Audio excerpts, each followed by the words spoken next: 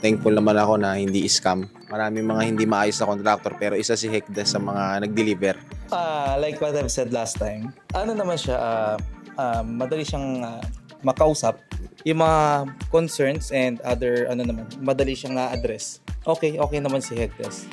Sa akin naman, nagkita naman kami. Thankful naman ako na hindi scam. Kaya sa mga magpapagawa pa dyan, mag-ingat-ingat kayo sa maraming mga hindi maayos na contractor pero isa si Hekdes sa mga nag-deliver.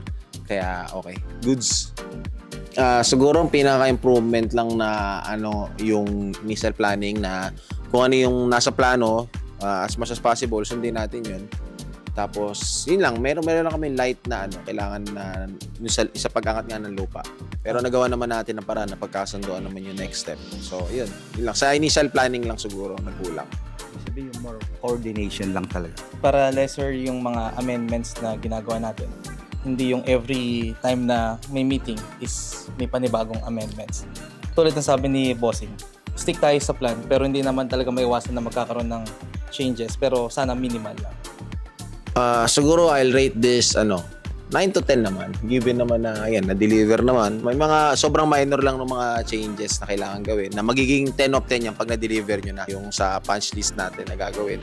Pagka na-punch nyo na yun at nagawa na talaga, 10 out of 10 na. Ganun din, same. Ako na mauna. Siguro sa akin, I'll go for 9 out of 10 to give you a room for improvement pa. Pero nonetheless naman, yung na-deliver nyo is very, very good. Kakatalo na lang to sa warranty. Kung gaano katagal yung ganda na may maintain ito. Baka bukas tumutulo na yun, hindi natin alam, di ba? So, as of the moment, bigyan ko kayo 9 out of 10 para may room for improvement pa kayo, which is, alam nyo naman yun, yung pagkakamali sa initial plan natin. Pero, turnout's good naman. Ako siguro talagang di man perfect, Kung siya 9, 8, siyempre ako, meron akong mga nakikita na, pero minimal lang naman, hindi naman ganoon talagang perfect, pero may room of improvement pa. Yun maganda, at least nako-coordinate sa inyo. Kasi pag sinabi mong 10 kagad, walang ganoon. Meron talagang may nababago. Kaya yun sa akin, I think 8. Sa akin siguro combination na lang ng kanila, nasa 8.5 lang to be safe.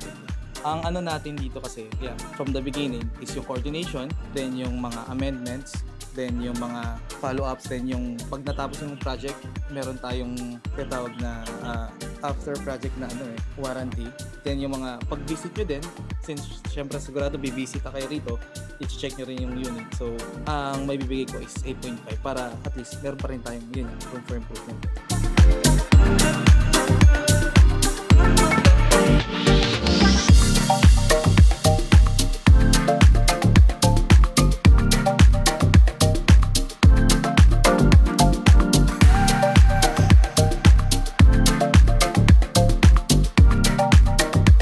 Contact us today for more information.